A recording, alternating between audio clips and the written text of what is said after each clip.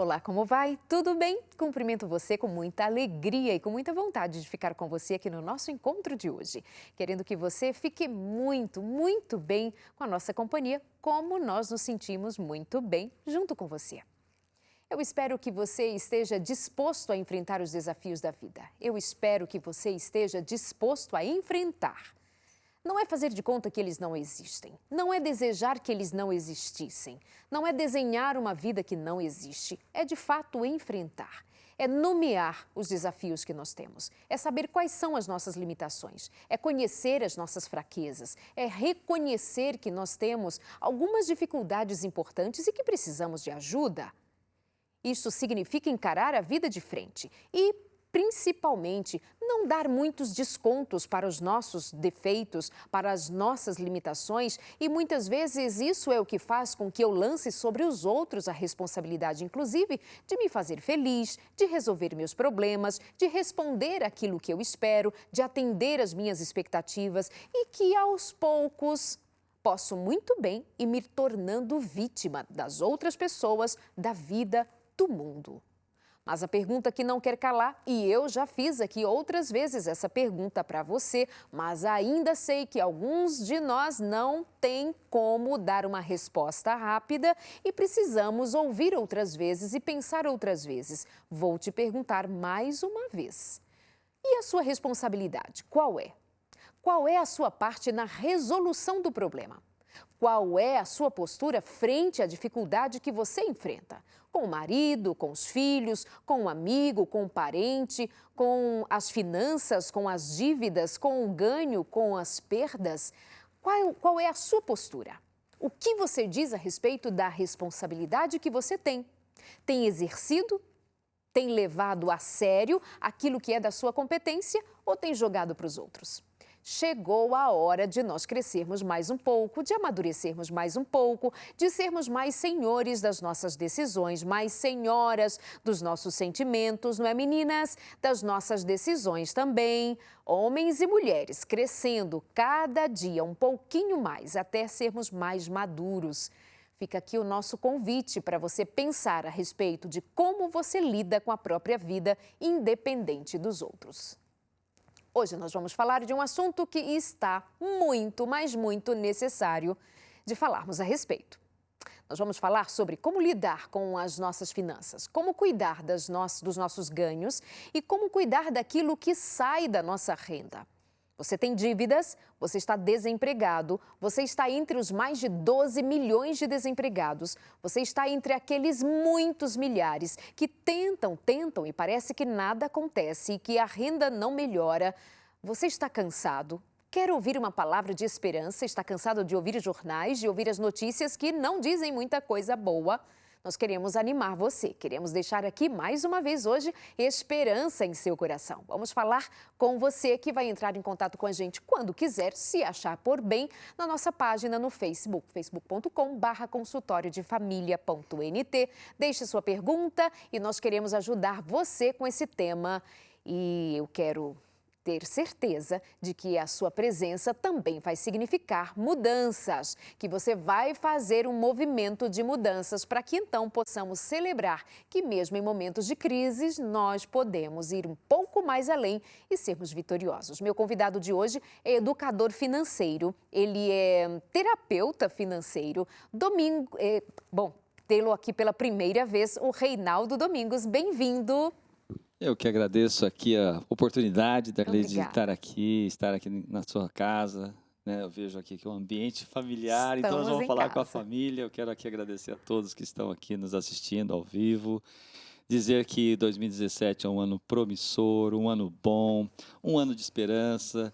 Eu sempre falo que a gente não precisa ter a esperança, a gente precisa entregar a esperança. A esperança, ela existe, está aqui na nossa frente. Então, eu queria aqui agradecer as suas palavras iniciais, que foram lindas, né? Obrigada. Quero aqui abençoar a Deus, que a gente tenha um programa gostoso, bacana, que a gente possa ajudar as pessoas, as Sim. famílias, as crianças, e por que não dizer a sociedade. Então, para mim é uma grande honra estar nesse programa. Eu estava muito afim, já faz muito tempo que eu falava assim, minha agenda não encaixava, e aí a sua também não, então 2017, Deu vida nova. certo. Vamos falar esse ano aqui de alguns temas e eu estaria aqui pronto para servir. Reinaldo, você é escritor de cerca de 80 livros na área de finanças, sempre focado na educação.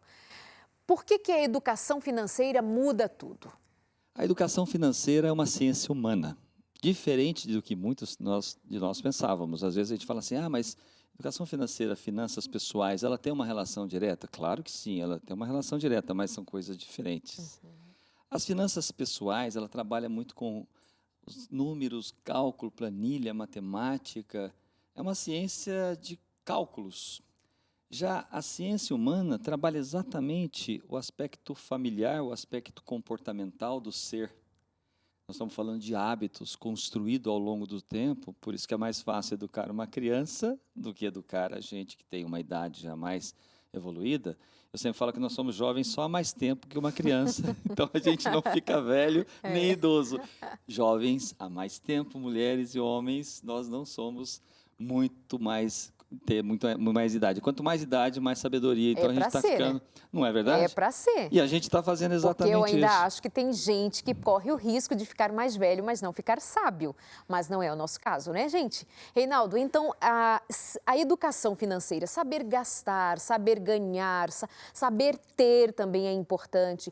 Isso é uma questão de família trabalhar com os filhos, mas principalmente, imagina, se nós adultos pensarmos que talvez nós não fomos ensinados a economizar, nós fomos pegos na armadilha do precisamos mostrar que temos, gastar para mostrar que somos, nós como ensinaremos? Pois é.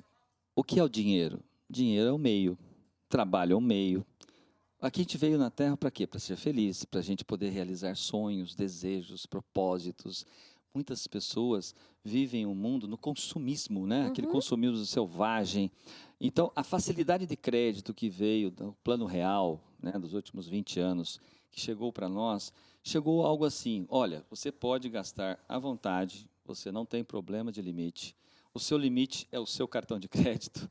E esse limite do cartão de crédito hoje representa 80% da inadimplência em nosso país, daqueles 60 milhões de brasileiros que não pagam mais as suas contas, 60 milhões, Uau. Daqueles brasileiros, 80% provém do cartão de crédito.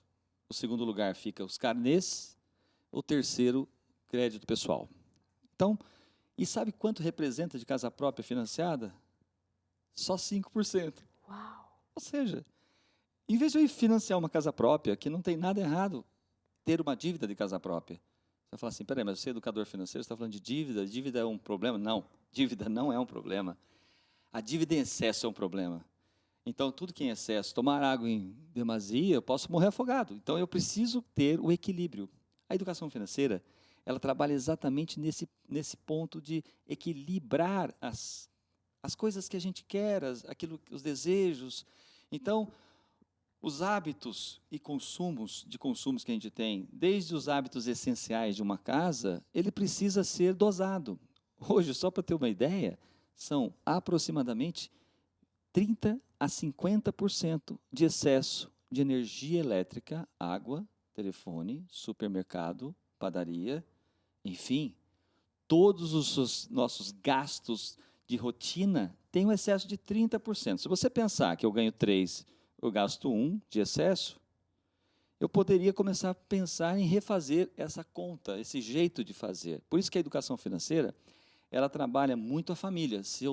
Às vezes tem pessoas que começam a falar, eu já fiz tudo, Reinaldo, eu já tirei esse gasto, eu já tirei aquele gasto, eu não consigo. Mas será mesmo que você envolveu os seus familiares? A célula mais importante é a família. Por que nós temos a vida? Porque a família existe, porque a família é a mais importante. E se a família é mais importante, nós precisamos olhar para ela e falar, filho, filha, os cônjuges precisam se envolver em uma boa reunião familiar. E aí começa todo um trabalho de conscientização. Por isso, no Brasil, é importante que a gente já tenha, hoje, né? Eu estou muito feliz de estar nessa casa, porque uma grande parte da rede adventista, para você ter uma ideia, tem programa de educação financeira para crianças de 3, 4, 5 anos de idade. Toda a rede hoje está preocupada e, graças a Deus, por quê? Porque as professoras são as primeiras a ser capacitadas e quando elas se capacitam, é uma coisa maravilhosa, porque elas resgatam aquela autoestima e quando ela começa a realizar, ela pode ensinar. É muito bonito. Compartilha a própria experiência. É muito né? lindo. A educação financeira é uma disciplina transversal, conversa com todas as linhas de conhecimento, com a matemática, com a ciência, com a história. É lindo. Então, Reinaldo, o que você diz é que de todo o nosso gasto em família, de 30% a 50% nós estamos gastando desnecessariamente ou excessivamente quando poderíamos economizar e então teríamos mais equilíbrio financeiro, nós estaríamos mais tranquilos. Inclusive, vale lembrar que um número importante de divórcios, de conflitos em família, de marido e mulher em desentendimento grave tem a ver com a má administração das finanças, da ordem financeira da família, que desestabiliza marido, mulher, a educação dos filhos e por aí vai. Portanto, nós chamamos a sua atenção para prestar atenção nisso. Do que nós gastamos, podemos estar nos excedendo entre 30% a 50% sobre todo o orçamento. E quem diz é o nosso convidado de hoje, que é educador financeiro, terapeuta financeiro, o Reinaldo Domingues, que é escritor de mais de 80 livros, ou cerca de 80 livros, portanto tem uma vasta experiência, palestrante, tem mestrado na área, tem doutorado na área também, e a gente fica muito à vontade de fazer perguntas como as que você está mandando aqui para nós. E uma delas diz a respeito, inclusive, você já nos deu um gancho a respeito desse excesso ou de perder o controle das dívidas. Uma moça diz o seguinte: já tomamos todas as providências para sair do vermelho, como cortar gastos desnecessários, não contrair novas dívidas, fazer renegociações, mas continuo com a dívida maior que a renda. Quando a gente está com uma dívida maior que a renda, é bem provável que essa dívida seja muito mais alta mesmo. Então, às vezes, seja 3, 4, 5 ou 10 vezes o que eu ganho. Muito difícil a gente equacionar quando a pessoa ganha um salário e eu estou 10 vezes mais endividado. Tecnicamente, é mais ou menos assim, eu estou quebrado, literalmente, eu estou com o meu nome provavelmente até sujo, significa estar no negativado lá no SPC, no Serasa, até aí eu tenho essa convicção. Às vezes é preciso dizer não, não mesmo, falar assim, olha, eu devo, eu não nego, eu não sou caloteiro, mas eu pago como eu conseguir fazer a minha história novamente ser reconstruída. Então, dizer não para um credor não é simplesmente dar um calote nele, mas às vezes você não está preparada para fazer um acordo. O pior acordo que você pode fazer é assinar um documento de confissão e não honrá-lo. Aí você ficou duplamente com problema, porque aí você está confissional. Então, qual é o melhor caminho? Se esta pessoa, se essa moça, já fez alguns cortes de despesas, a preocupação é, se ela é casada, tem família, tem pai, tem mãe, ou tem filhos, é importante envolver essa família. Porque o padrão de vida, geralmente, Darlene, é que ele está, às vezes, muito acima do permitido. Então, às vezes, eu quero até fazer acordo, às vezes, eu quero fazer aquela negociação, mas o meu padrão de vida, eu ganho 3, eu estou gastando 4. Enquanto eu não me descer para patamares de 2,5, de 2, ganhando 3, eu não vou conseguir fazer qualquer acordo com aquele credor. Então, eu vou ter que dizer para o credor, aguarde. Mas, Reinaldo, meu nome está sujo, meu nome está negativado. Às vezes, também, eu falo isso no meu livro, Livre-se das Dívidas, nós podemos ter um tema aqui só de dívidas, né? Porque é muito bacana, porque às vezes as pessoas falam assim, mas eu estou no fundo do poço, eu não tenho mais o que fazer. Negativado pode ser o caminho para o início da sua reestruturação. Agora, você vai ter que comprar à vista, você vai ter que pegar seu salário, você vai ter que isolar e você vai ter que falar com o credor. Muitas vezes você não vai poder ter nenhuma conta bancária, porque se você tiver dinheiro lá, vai ser penhorado. Então tem todo um processo que tem que ser passo a passo estruturado. O primeiro deles é voltar-se para dentro da sua família, do seu cotidiano e fazer uma boa faxina financeira mesmo. Aquela faxina que fala assim, ó, eu preciso mudar o dinheiro de lugar, onde eu estou gastando mais ou menos. Como é pesquisa já comprovada, que nós temos de 30% a 50%, é muito provável que eu até fiz algum acordo, alguns cortes, os grandes cortes. O problema maior são os pequenos gastos. R$4, se você falar assim por dia, a gente gasta fácil, não gasta. Gasta. Todo mundo gasta.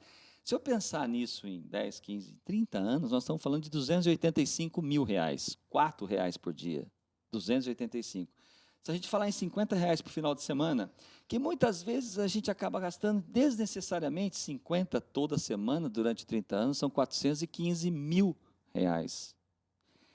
Dinheiro não aceita desaforo, né? Ou eu começo a entender que ele é um meio, e sabe o grande antídoto para as despesas, e principalmente para as dívidas, são os sonhos, os desejos, os propósitos. Qual foi a última vez que essa moça ou você que está aqui nos assistindo, senhora, o senhor, que sentou com a família e vamos falar sobre sonhos, de curto, de médio, de longo. Vamos falar de até 1 ano, até 10 anos, acima de 10 anos. Peraí, Reinaldo, 10 anos, você está brincando. É muito tempo. Não, não é muito tempo. O tempo é rápido, passa muito rápido. E quanto tempo mais passa mais rápido, menos tempo eu vou ter para arrumar minha casa. Então, eu preciso pensar numa aposentadoria, que é um outro tema altamente importante para os brasileiros, porque só 4 dos brasileiros a cada 100 poupam para a sua aposentadoria. Nós estamos com problemas aí com o INSS, que vai mudar de novo, vai ter problemas maiores ainda, então não dá para ficar na mão dos 30 milhões de brasileiros que já foram aposentados, que já é uma autópsia do problema, já sabemos o que aconteceu com nossos avós, com os nossos pais. 30 milhões deles, só 1% são sustentáveis financeiramente. Os outros 99% eu dependo de parentes, eu tenho que pedir ajuda para quem não tem parente. Ou tem que continuar trabalhando até o resto da sua vida. O tema é tão importante, é tão relevante, a educação financeira ela é tão importante. Por que a gente vai para uma escola? Porque lá a escola está pronta para receber o aluno e falar sobre o tema. Agora, os avós da gente não aprenderam, os pais não aprenderam, nós não aprendemos. Quem vai ensinar se o pai e a mãe hoje têm que fazer o orçamento da família ser cumprido, os dois trabalham? É necessário que a gente introduza nas famílias a educação financeira de forma até que venha da própria criança, do jovem, venha para dentro da casa. Isso está sendo muito lindo. Nós fizemos uma pesquisa agora pela Unicamp, universidade, e pegamos 10 escolas de cada estado, foi 5 estados, 10 escolas de cada estado, e pegando 10 que tinham educação financeira e 10 que não tinham ao redor, ao entorno daquelas escolas. É assim, significativamente transformacional. A família que tenha o filho aprendendo educação financeira, que tem essa relação com a escola, que os pais passam a ter esse contato, 60% a 70% das famílias estão se reeducando financeiramente. É lindo demais. Os filhos influenciando os pais, né? Quem ensina mais são os filhos hoje. Porque a informação ela está aí a todo vapor. Por isso que você falou logo aqui no começo. Enquanto você vê muitos jornais falando de coisas complicadas, aqui nós estamos falando de uma aula de educação financeira. É um recomeço. Por isso que é importante os sonhos e os propósitos. O que é que você quer, o que a família quer a curto, a médio e a longo prazo. E eu acredito que nós somos mais vítimas do sistema capitalista, enfim, do consumismo, que é uma filosofia de vida para muita gente, o consumismo, ter para mostrar quem é, para mostrar que pode, enfim, o status.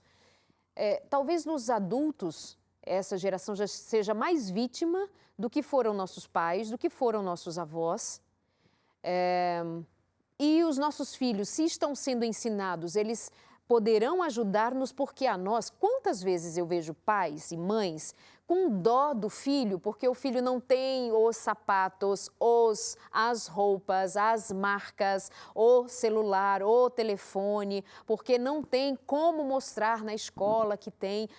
Não são as crianças que estão necessariamente pedindo, e ainda que peçam, os pais poderiam ser os ensinadores, os educadores. Mas quantos são os pais que ficam com dó, com piedade dos filhos, como se isso fosse gerar trauma, como se fosse traumático não ter? Amados, pensa comigo. Quando nós não tivemos, que mágoa ou que trauma isso nos gerou? Porque nós não tínhamos o que os outros tinham. Não estou falando de uma situação de humilhação, não estou falando de uma situação que vá a um extremo, mas nós fomos melhores ensinados pelos nossos pais.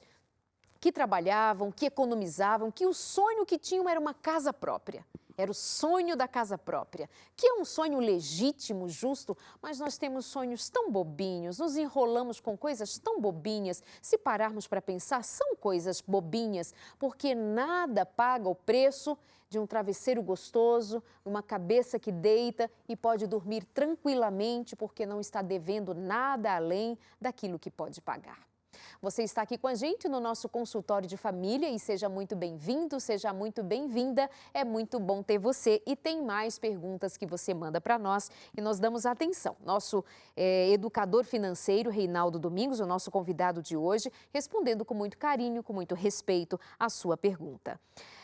Tenho 2 crianças, uma com 3 e outra com 1 ano de idade. Sou casada e não trabalho, vivo de revendas. Como faço para guardar dinheiro? Ganho muito, mas não tenho dinheiro. Preciso de dicas para economizar e pensar no futuro. Ou seja, quando você sugeria agora há pouco, olha, precisa ter planos, fazer plano a curto, médio, longo prazo, ela está com dificuldade de fazer isso também. E principalmente para quem não tem uma renda estabelecida fixa, né, que chamamos assalariado, que não tem um registro em carteira, ou não é um funcionário público, automaticamente essa pessoa trabalha com os resultados, né, diretamente daquilo que ela vende, que é o caso da revenda dela. Então, ela deve ser uma consultora de vendas que é obrigada a sempre estar buscando mês a mês a venda, e isso pode ser, tem meses que são muito bons e tem meses que não são tão bons. Chamamos isso de uma renda variável, né? Ela flutua, né? Eu diria que é mais fácil uma pessoa que tem renda variável se tornar independente financeiramente do que uma pessoa que tem renda fixa se tornar independente financeiramente. Esse é um voto de esperança. É um voto de esperança. Por que um voto de esperança? Porque as pessoas geralmente falam assim, não, sabe por que eu não estou bem? Porque eu não tenho uma renda fixa, desculpa, não é isso. Se você tem a possibilidade de fazer mais e ter mais rentabilidade, mais renda dentro do seu trabalho, o que significa que você tem a possibilidade de ter uma reserva maior. O problema é, quando eu estou trabalhando individualmente, dentro de um mundo autônomo ou um profissional liberal, eu não tenho, geralmente, esta disciplina, eu não tenho essa forma de fazer assim, eu vou segurar uma parte do dinheiro que eu receber.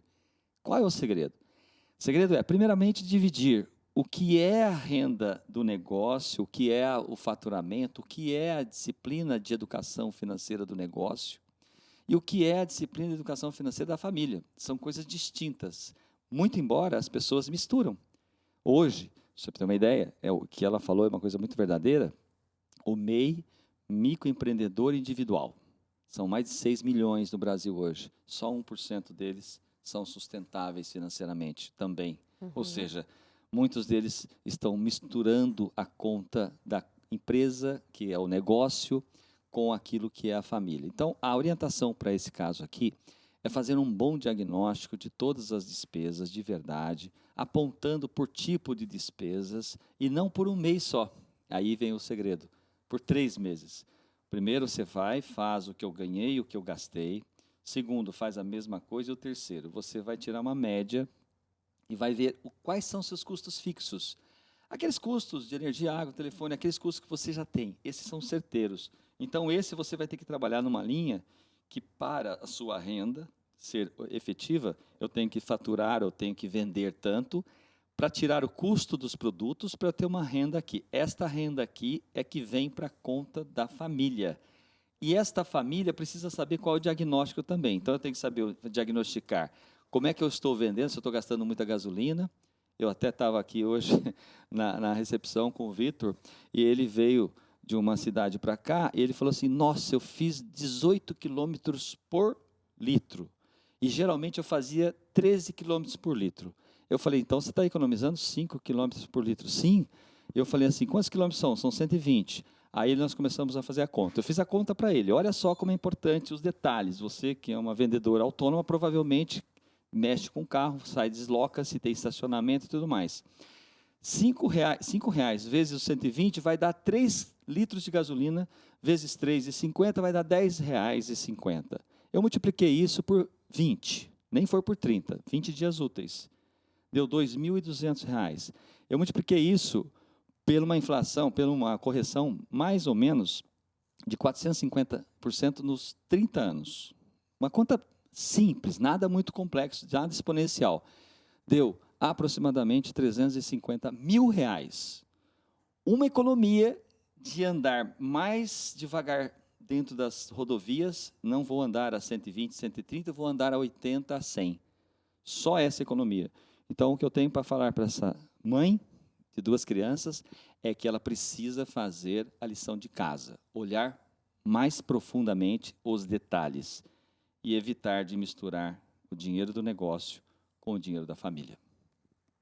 Olha, as pequenas coisinhas mesmo, né? Porque quem pensaria em diminuir a velocidade para então, com a quilometragem mais baixa, economizar no combustível? Você viu o que eu aprendi, né, hoje? Eu aprendi, porque na verdade eu não ensinei. Eu só fui fazendo as contas com o Vitor. Ele falou assim, meu irmão Vinícius, ele corre muito mais do que eu. Eu falei assim, então, vamos começar a pensar na família. Ele falou, nossa, eu já ganhei meu dia hoje. Eu falei, não, eu que ganhei o meu dia, porque eu vou levar isso para o programa. Fica a dica para você, então, pensar. É a questão, a velha ponta do lápis, é o pensar, é cuidado, é viver dentro do que pode, dentro das suas possibilidades, sempre vai ser mais seguro. É não emprestar a vida para um papel que é de desprestígio ao seu próprio nome, de ficar endividado, de ficar... Mas nós queremos tratar de uma outra questão. E quando surgem os imprevistos? E como eu me saio em situações em que gastei por conta de um familiar que adoeceu, um filho que necessitou, o que fazer? Nós vamos falar a respeito desse tema também logo depois do nosso intervalo. Quero convidar você a pedir a revista que nós temos no nosso programa, sempre dedicado a você, a revista Fique Leve, para falar de saúde emocional, para falar de saúde física, para falar de saúde como um todo. E cuidar da mente, do corpo, é cuidar da família. Então, entre em contato com a gente e pede a revista Fique Leve também. E nós temos aqui na Novo Tempo também o programa Saldo Extra. Semanalmente, o apresentador do programa, Antônio Tostes, está trazendo temas na área de finanças para você cuidar no seu dia a dia. E temos também um curso na área de finanças e você pode pedir. Entre em contato com a gente. Nosso intervalo é bem rapidinho e já estamos de volta. Até já.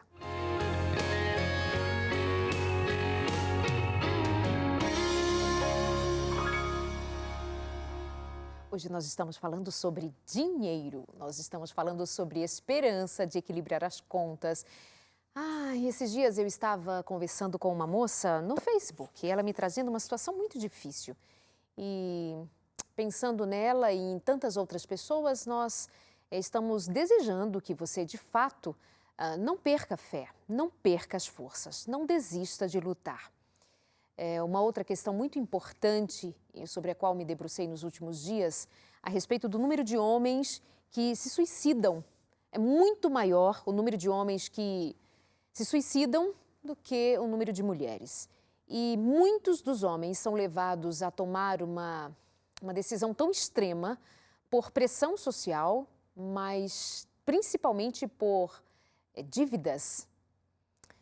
E isso é lamentável. Isso é muito necessário de olharmos bem de perto como uma coisa muito séria. Os homens que têm a pressão de administrar a família, de honrar com seus negócios, de honrar com os seus compromissos, muitas vezes olha de um lado para o outro e não consegue, não enxerga uma alternativa. E nós podemos acreditar que isso acontece na casa dos outros, na família dos outros e não acontece na nossa casa. E quando eu conversava com essa moça durante esses últimos dias no Face, ela me dizia de quantas vezes o seu marido realmente diz a ela da vontade que tem de tirar a própria vida. Por isso, nós queremos chamar a sua atenção para os pequenos detalhes, para cuidar da sua vida financeira, para cuidar das suas contas, para não viver além, não se envolver com alguma coisa que pode colocar você em risco de perder a sua paz. Nós somos aqui um canal de televisão, uma equipe de pessoas, de profissionais que se envolve com temáticas que têm a ver com a vivência prática de cada um de nós. Estamos pensando em você agora. Talvez você esteja preocupado porque tem uma conta pequena para pagar. Mas há milhões de pessoas com contas importantes e não têm de onde ou como tirar esse dinheiro para honrar com seus compromissos.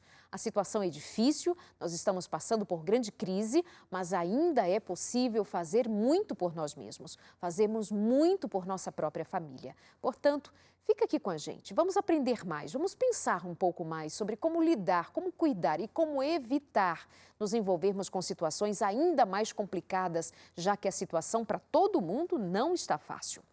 O nosso convidado de hoje é escritor de uma série de livros, ele é educador financeiro, o seu material tem a ver sempre com educação, não vem de fórmula mágica. O Reinaldo Domingos, por exemplo, tem um tema aqui de um dos seus livros que é mesada não é só dinheiro. E você fala que existem 8 tipos de mesada, Reinaldo. Pois é, 8 tipos de mesadas, porque na verdade nós estamos falando que, por que não é dinheiro? Porque você pode buscar a própria mesada dentro da sua casa de uma forma que você busque pela economia. Então nós temos uma mesada, por exemplo, vou pegar a primeira delas, que eu sempre coloco, que é a mesada voluntária. A gente dá algum dinheiro para os nossos filhos com 3, com 4, com 5 anos, para ele comprar, né, um doce aqui, um sorvete ali, né? Às vezes ele quer um brinquedo, ele precisa entender como é que é esse movimento dinheiro, porque dinheiro é meio, né? Dinheiro não é tudo. Eu sempre falo que pobre não é a pessoa que não tem dinheiro, pobre é a pessoa que deixa de ter sonhos, né? E a criança precisa entender rapidamente que dinheiro é um movimento, é uma troca, uma escambo, uma permuta. Eu dou dinheiro e pego esse celular, quer dizer, eu estou fazendo uma troca. E a criança precisa entender rapidamente, no primeiro momento, que ela precisa ter uma forma de pensar, um modelo novo de pensar. O modelo tem que ser o quê? A criança precisa entender que se ela pega o dinheiro, ela vai gastar tudo. Se ela gastar tudo agora e começar esse hábito de consumir total dinheiro, amanhã você pode dar algum dinheiro para ela um pouco maior, ela vai pegar o dinheiro e gastar. Quando ela tiver com 10, com 15, com 18, quando ela for o primeiro emprego dela, ela vai pegar o dinheiro do salário, aprendeu o quê? A gastar. E aí vem os créditos junto, cartão de crédito, cheque especial, vem toda uma linha de crédito e ela vai consumir todo esse crédito, porque ela entende que aquilo lá também é dinheiro, então consome-se também. Aí nós entramos no endividamento e principalmente na inadimplência. Então, a criança com 3 anos, você precisa dar para ela 2 moedas. Uma moeda, você já dá um cofrinho para ela. Fala, ó, uma moeda é para estimulá-la a ter desejos. Qual é o brinquedo? Mamãe, eu quero uma boneca. Então, tá, você quer uma boneca? Então, nós vamos fazer o seguinte. Aquele outro brinquedo eu vou te dar no Natal, vou te dar no seu aniversário, mas esse aqui você vai ganhar guardando uma parte do seu dinheiro que você pegar pelas suas mãos. Ah, então tá, mamãe, quer dizer que então eu pego 2 moedas, uma eu guardo para o meu sonho, que é a minha boneca, e o outro eu consumo com as doces, sorvetes, balas, ok. E quando encher esse cofrinho, a primeira coisa que nós temos que fazer é rapidamente ir naquela loja e comprar aquela boneca para aquela criança, abrir o cofrinho e fazer uma festa. Nossa, mãe, eu consegui. Filho, você conseguiu comprar a sua primeira boneca. O que ela vai fazer nos próximos momentos? Ela vai pegar exatamente esse dinheiro. Nos próximos, ela vai guardar também. E ela vai começar a criar o hábito de falar, não, metade do dinheiro que for passar pelas minhas mãos vai para o meu sonho. A outra metade para os meus gastos, os meus consumos, minhas guloseimas. Isso faz uma diferença tão grande. Por quê? Com 3 a 5 anos. Com 7 anos, ela pode ter um outro tipo de mesada. Chamamos essa primeira de mesada voluntária. Os pais não entendiam que poderiam começar aí. E é muito legal quando o pai começa a fazer esse exercício, a criança fica assim, vislumbrada. 2, aí eu vou para uma mesada financeira, que é aquela mesada que fala assim, olha, filho, eu vou fazer o seguinte, eu vou te dar um dinheiro todo mês e você vai fazer seus próprios gastos, você vai no cinema, você vai fazer você vai sair com seus amigos, você vai comprar isso ou aquilo, então é alguma coisa para o seu lanche e tal. Essa chamamos de mesada financeira, é estabelecido um valor. Este valor precisa também ser inserido metade desse dinheiro. E como é que acha esse valor? Isso aí é uma outra história que eu vou falar num outro programa. Então, eu também vou falar só os tipos de mesadas. Isso. Então, tem a mesada financeira, a mesada voluntária financeira, a mesada econômica, que é sensacional. Não perca esse programa, que vai ser muito 10. Aí nós estamos falando mesada empreendedora, mesada ecológica, mesada social, mesada de troca. É lindo. Então você tem aí, e nesse livro traz também os 7 pecados capitais que você não pode cometer ao dar o dinheiro para uma criança. É muito legal. Diz só um pecadinho. Um só. Nunca coloque uma criança em prol de algum favor, algum trabalho, alguma obrigação que ela for fazer. Por exemplo, filho, você me ajudou a lavar o carro. Pai, me dá o dinheiro porque eu ajudei. Não. Se ele ajudou, porque ele tem que ter a obrigação, ele tem a vontade de ajudar. Nunca remunerar uma criança pelo que ela faz. Porque criança, ela não trabalha, então ela não tem que ter remuneração. Nem mesmo castigo. Filho, você foi muito mal na prova, então aquela mesada que eu ia te dar, eu não vou dar mais. Ou eu vou tirar uma parte dele. Não faça isso. Ou seja, você não pode punir e muito menos prestigiá-la com meritocracia, porque ela só está fazendo uma obrigação. Então, se ela for mal na prova, ela tem que estudar mais, mas jamais atrelar isso a dinheiro. E isso é muito legal, porque você começa a pensar que a gente está fazendo algumas coisas erradas. Você está atrelando dinheiro a uma obrigação e mesada. Conceito de mesada, a doação de uma monta de dinheiro, uma quantia de dinheiro para uma outra pessoa. Uma doação. Portanto, não é salário.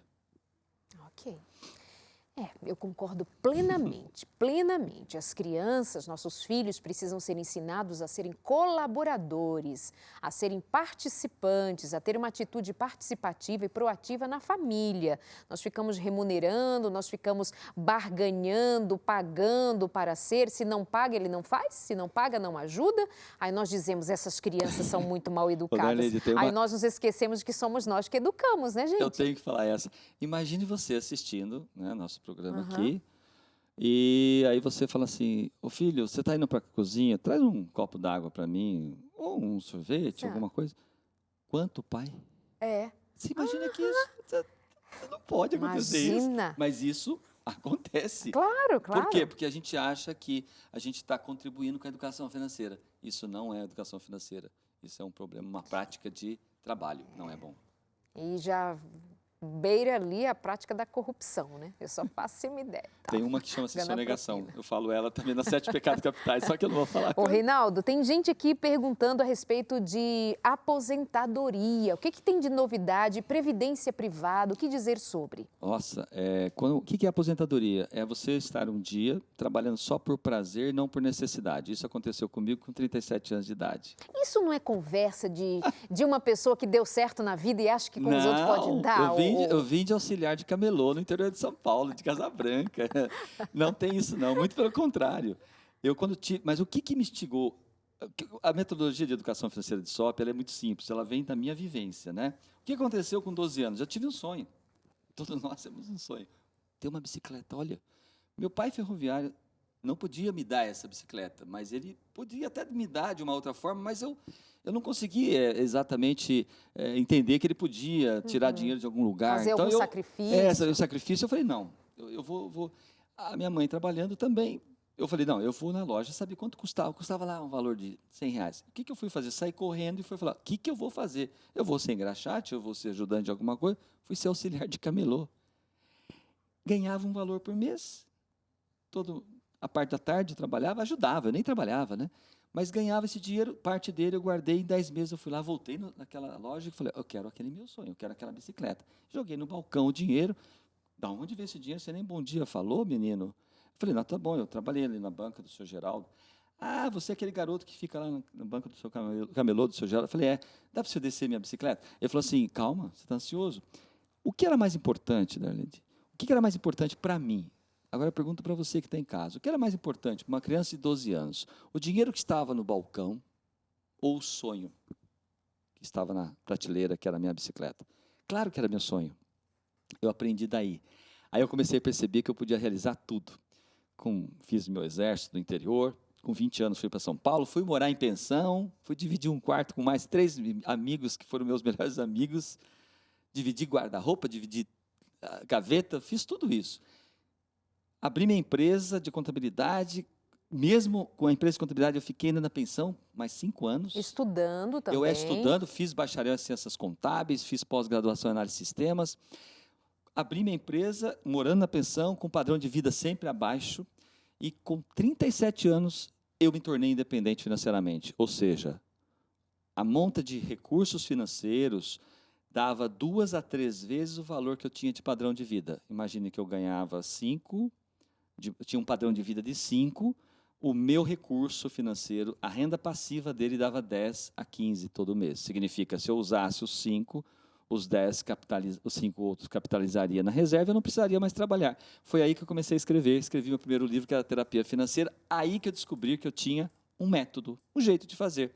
Foi aí que eu peguei a missão. Hoje eu tenho meus livros, eu não tenho direito autoral de nenhum livro, nada. A editora é própria. Tudo a gente desenvolve em cima de um propósito. Qual é o propósito? Disseminar a educação financeira no Brasil e no mundo por meio desta metodologia. Portanto, é possível sim. Eu falo isso para o meu irmão, com 33 anos, eu ensinei ele, tem 13 anos mais novo, com 33 anos, ele se tornou independente financeiramente. Isso é possível. E hoje tem mais de 1.000 educadores financeiros que eu treinei, que eu desenvolvi, e hoje são multiplicadores. Nas escolas são as professoras que multiplicam. Os pastores, eu fiz uma palestra em Manaus, agora recentemente, para 60 pastores da Adventista. Foi lindo. Sou Neivaldo, que é o nosso mestre lá, lindo, uma coisa linda. Ou então, seja, multiplicar aquilo que você aprendeu, passar adiante. Aqui nós estamos passando. E aí a pergunta que eu havia feito para você tinha a ver com previdência privada e Então, e para você ter a aposentadoria. previdência privada, e só para fechar essa Sim. parte de independência, porque o que é estar aposentado? É estar independente, um dia eu parar de trabalhar. O INSS não vai dar para a gente essa condição de parar. Eu tenho que ter uma previdência complementar, não necessariamente privada. Aquela previdência privada é um tipo de investimento. Pode estar no Tesouro Direto, pode estar no fundo de investimento, pode estar na SCI, LCA. Então, esse tipo de investimento ele é um complemento à minha aposentadoria do INSS. Então, o que eu preciso fazer? Pelo menos guardar 10% do que eu ganho no primeiro salário que eu começar. Se eu falar para você, então, Reinaldo, você está falando para um jovem que tem 20 anos, vai começar agora, um jovem de 30 ainda pode começar tranquilamente. Mas eu tenho 40, 50, eu posso começar? Pode começar. Eu tenho 60, Reinaldo, você pode começar. Como assim? Tudo dependerá de você fazer uma boa organização na sua vida financeira. Então, você precisa olhar, o que é estar independente? É você guardar uma parte para complementar um dia que você quer parar de trabalhar por a necessidade do trabalho. Porque o próprio mercado vai te empurrar você para fora. Se você perder o emprego com 60 anos, as pessoas não vão querer, às vezes, empregá-lo. Então, você vai ter que tomar uma decisão de ter uma condição de viver uma vida diferente.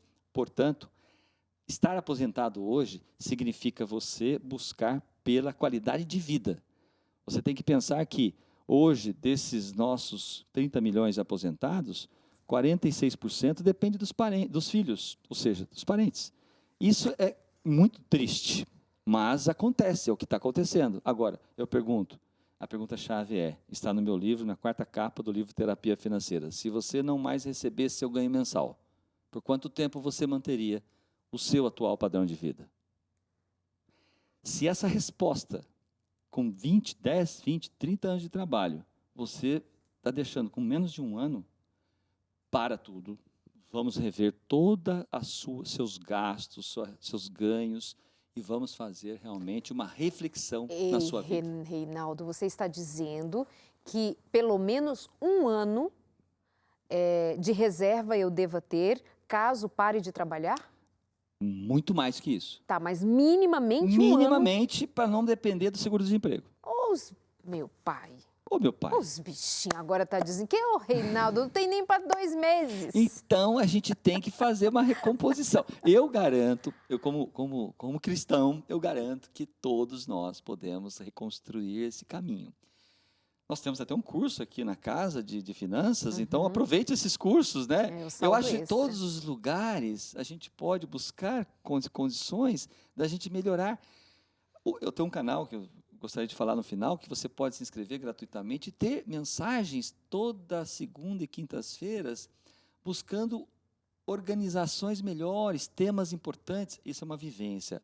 Estar educado financeiramente é você conviver com pessoas que são positivas, com a esperança. Você falou aqui no começo, vamos ter esperança. A esperança, teve um diretor meu da DSOP Educação Financeira que falou assim, ele já saiu de lá, mas ele deixou uma frase que eu nunca esqueço. Ele falou assim, Reinaldo, eu estou saindo, eu estou chorando. Ele falou assim, Reinaldo, eu posso falar isso com muito, muito carinho aqui da empresa. A DSOP hoje, ela não promete esperança, ela entrega a esperança. Ela faz acontecer a esperança. Então, eu queria muito apresentar para vocês esse jeito de fazer simples, mas que tem uma força de transformação que é, assim, algo maravilhoso. Por isso, nós estamos muito alinhados com os nossos pastores, com as nossas escolas adventistas, e eu tenho muito orgulho de falar isso. Comunidade, né? Ele está falando de DSOP, é uma sigla, né? DSOP Diagnosticar, diagnosticar. sonhar, orçar e poupar. Ok, DSOP. É um programa de educação financeira. O problema é uma coisinha só, não é, gente? A gente precisa aprender a lidar com nosso orgulho, nossas vaidades. Quando ele está falando de sonho, eu estou aqui pensando que não necessariamente, ou melhor, em hipótese alguma, o nosso sonho deva dar conta das expectativas das outras pessoas. Isso é um sonho seu, é um sonho da sua família. É um sonho pensado, é um sonho trabalhado, é um sonho suado, é um sonho esperado. Por que educação financeira com as crianças? Por que ensiná-la a poupar? Por que uma moedinha que é aqui, outra colar, não gasta tudo?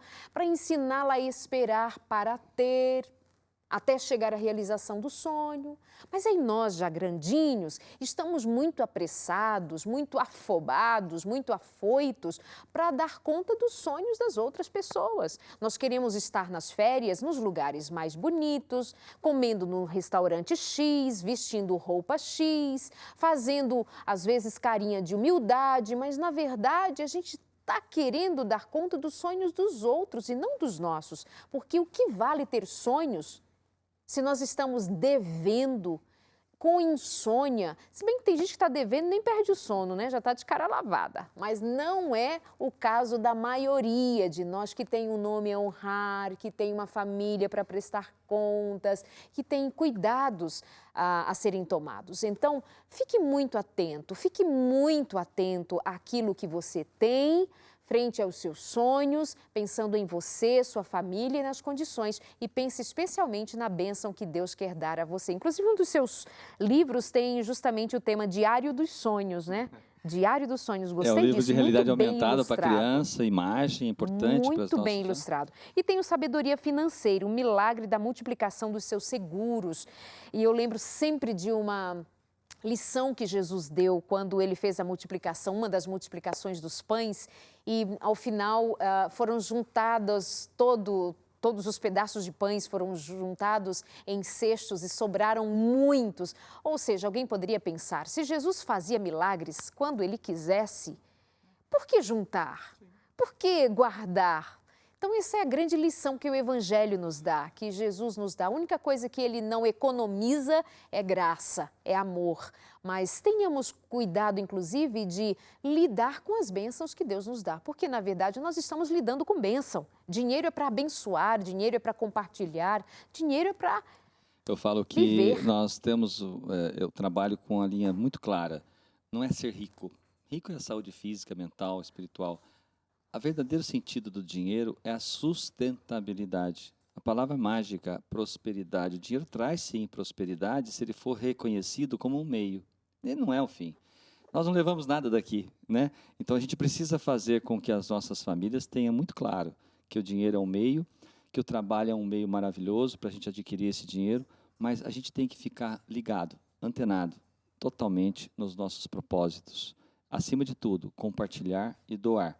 Porque de nada resolve o dinheiro na mão do tolo. E está aí no Provérbios 17, versículo 16. De nada adianta o dinheiro na mão do tolo se ele não quer obter sabedoria. E sabedoria é você compartilhar, é você doar. Por isso eu tenho muito carinho de estar aqui, num momento, num ambiente familiar. Eu me sinto em casa. Quero agradecer aqui a honra de estar aqui com você, sei da sua grandeza, do seu trabalho. Obrigada. E sei o que os nossos telespectadores, que são seus seguidores, fazem ao longo do tempo, e estar junto com você, eu fico muito feliz. Obrigada. Então vamos só recapitular. No caso foi a pergunta da Andréa Rosa, que perguntou sobre a previdência privada. Você aconselha?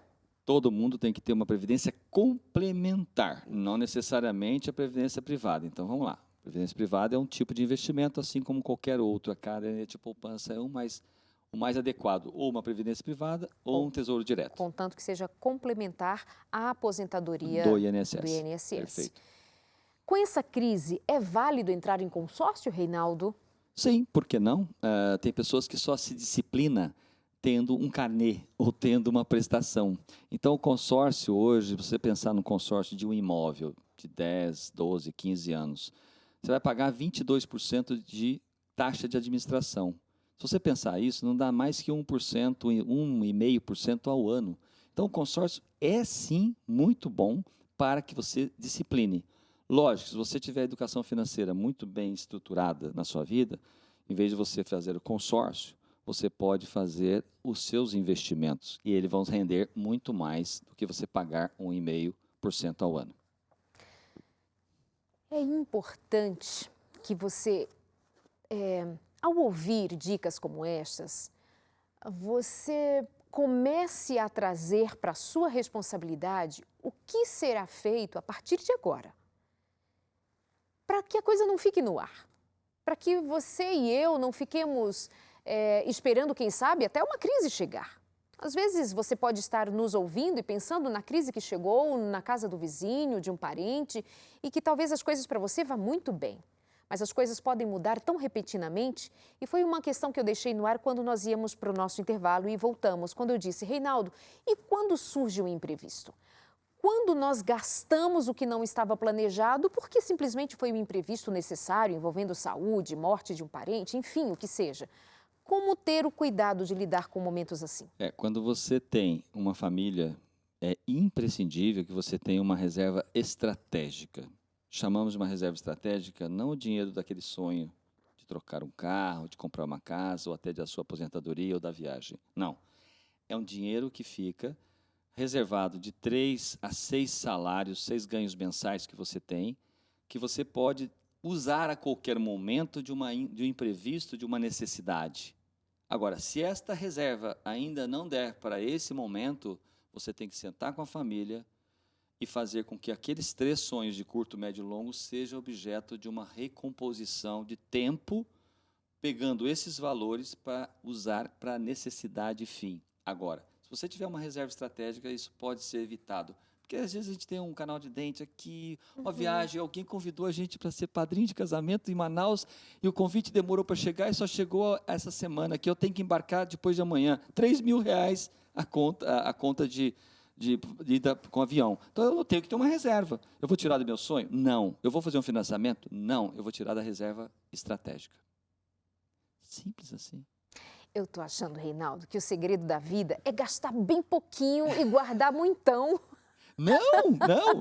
O segredo da vida é você saber gastar bem.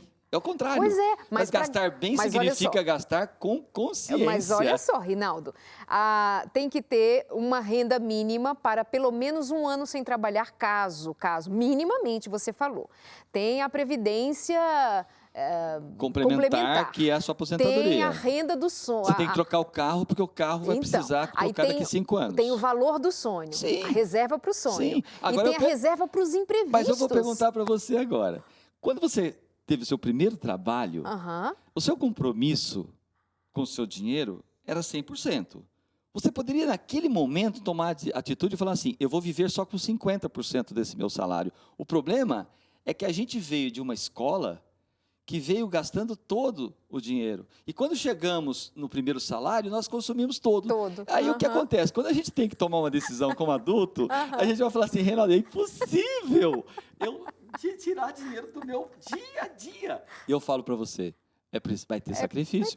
Vai ter sacrifício. Vai ter. Por isso que eu digo para você. Quem faz sacrifício, Deus reconhece. Então, vamos ter o sacrifício. Tá certíssimo. Né? Por isso que eu estou dizendo assim, para esse contexto de pessoas que estão acostumadas a gastar agora, viver o carpe diem, né? Hoje, o prazer de hoje, o agora. Gente, resumindo, o segredo é assim, gasta pouquinho, economiza, que vai ser melhor. Eu tenho um modelo mais mental. Seguro. Eu vou propor um modelo mental para você. O modelo mental é assim. 30 segundos. 30 segundos.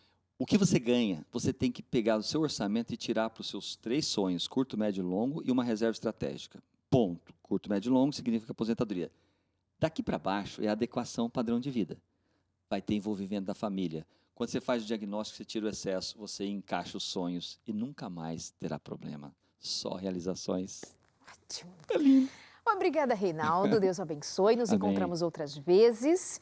E eu quero agradecer por sua participação e agradecer você aí de casa também por ficar com a gente, por acreditar que a nossa proposta é levar até você palavra de esperança, sim, mas também responsabilidades, chamar a tua atenção para aquilo que é da tua responsabilidade, da minha responsabilidade, para que então reclamemos menos, trabalhemos mais e possamos colher um pouco daquilo que nós plantamos. Que Deus abençoe a você e lembre-se, é Ele o doador da vida, é Ele o doador e mantenedor de todas as coisas, que tem dado a você e a mim condições para vivermos, trabalharmos e administrarmos, porque Ele, o Criador, nos deu inteligência. Use-a e busque a bênção dele. Que Deus te abençoe e até o nosso próximo programa. E visite o site novotempo.com/saldo extra. Não, novotempo.com é isso mesmo, /saldo extra. Até a semana que vem aqui no Consultório de Família. Até lá!